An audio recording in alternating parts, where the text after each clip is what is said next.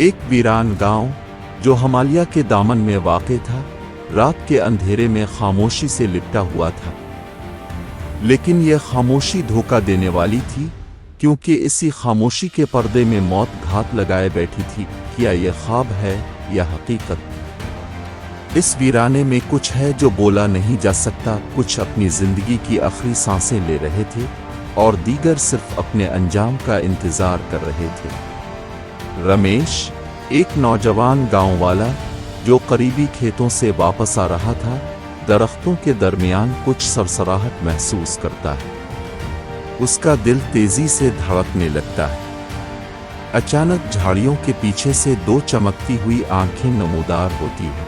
रमेश अभी चीखने भी नहीं पाता कि एक जोरदार धाड़ गूंजती है और अगले ही लम्हे शेर उस पर झपट पड़ता है। सुबह जब गांव वाले खेतों में रमेश की बाकियात देखते हैं तो पूरे गांव में खौफ की लहर दौड़ जाती है। लोगों को मालूम हो चुका था कि खूनी शेर वापस आ चुका है।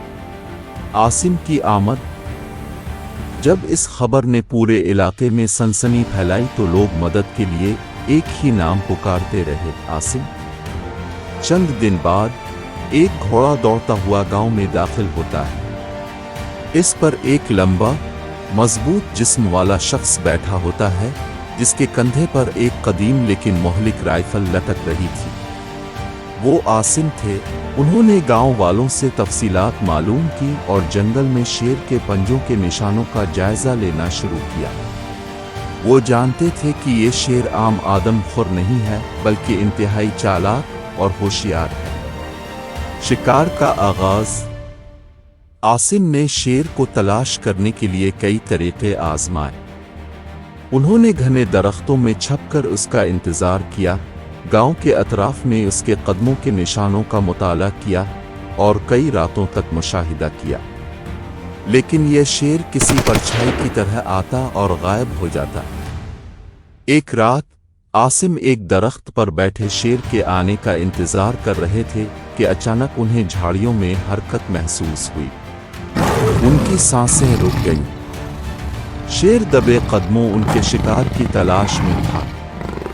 आसिम ने आहिस्ता से बंदूक उठाई और निशाना लिया, लेकिन शेर जैसे उनके इरादे को भांप चुका था। वो अचानक गायब हो गया। शेर का जाल। अगले दिन आसिम ने एक खतरनाक जाल बिछाने का फैसला किया। उन्होंने एक जख्मी बिक्री को दरख्त के साथ बांध दिया और खुद दरख्त पर छपकर इंतजार करने लगे।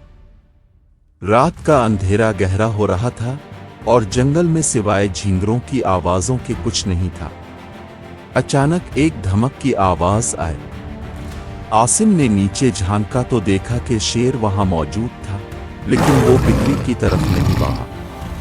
वो सीधा उनकी तरफ देख रहा था, जैसे जान गया हो कि ये जाल है। फिर अचानक शेर ने एक जोरदार छलांग लगाई और दरख्त की तरफ लपका। आसिम ने फौरन गोली चलाई, लेकिन शेर ने तेजी से झपकर अपने आप को बचा लिया और झाड़ियों में गायब हो गया। ये पहला मौका था जब आसिम को एहसास हुआ कि ये शेर आम दरिंदा नहीं, बल्कि गैर मामूली ज़हीन है। आखिरी मुकाबला। कई दिनों की जिदोजहद के बाद आसिम ने फैसला किया कि वो शेर को खुले मैदान में ले आएंगे। उन्होंने गांव के करीब एक पुरानी हवेली को अपना आखिरी मोर्चा बनाया। आधी रात को जब चांदनी हल्की हल्की जमीन पर छिटक रही थी, आसिम ने शेर की आमद की हल्की सी आहट महसूस की। उन्होंने आहिस्ता से अपनी राइफल संभाली। अचानक एक जोरदार धाड़ सुनाई दी और शेर पूरी कुव्वत से हमला आवर हुआ।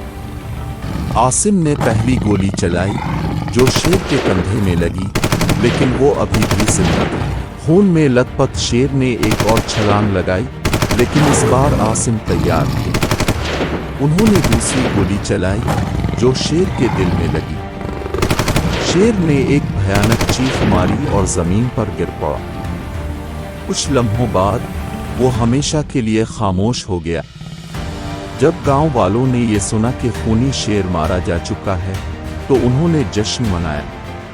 लेकिन अगली सुबह एक और खौफनाक खबर आई। एक नौजवान लड़की जो लकड़ियां काटने के लिए जंगल गई थी वापस नहीं आई। गांव वाले जब उसकी तलाश में निकले तो एक खून में लथपथ दुपट्टा मिला। साथ ही पंजों के निशानात देखकर आसिम ने चौंक कर कहा, यह कहानी अभी खत्म नहीं हुई। ये एक नहीं 2 आदमखोर शेर थे। आसिम ने दूसरे शेर का पीछा करते हुए इसके पंजों के निशानात का बगौर मुताला किया। आखिरकार कई दिन की मेहनत के बाद उन्हें जंगल के एक गहरे हिस्से में एक बड़ी गार मिली जिसके अर्द गिर्द हड्डियां बिखरी हुई थी। ये हड्डियां इंसानी थीं। आसिम समझ गए कि ये दरअसल शेर का असली ठिकाना था। वो आहिस्ता आहिस्ता गापे के करीब पहुंचे और वहां दबे कदमों अंदर झांका। अंधेरे में 2 चमकती हुई आंखें नजर आईं और फिर एक जोरदार धाड़ गूंजी। शेर आसिम पर हमला करने के लिए तैयार था। आसिम ने एक लम्हे की देर किए बगैर अपनी बंदूक सीधी की और फायर कर दिया। गोली सीधी शेर की गर्दन में लगी मगर वो अब भी हरकत कर रहा था। आसिम ने फौरन दूसरी गोली चलाई जो उसके सर पर जा लगी। खून में लथपथ शेर जोर से गिर जा और जमीन पर गिर पड़ा। चंद लम्हे बाद सब कुछ खामोश हो गया। आसिम ने इत्मीनान की सांस ली और गापे से बाहर निकलकर गांव वालों को खबर दी। गांव के लोग आसिम के गिर्द जमा हो गए और उन्हें हीरो की तरह इज्जत दी। यूं एक और खौफनाक बाब खत्म हो गया और गांव वालों ने हमेशा के लिए इन दरिंदों से निजात पा ली।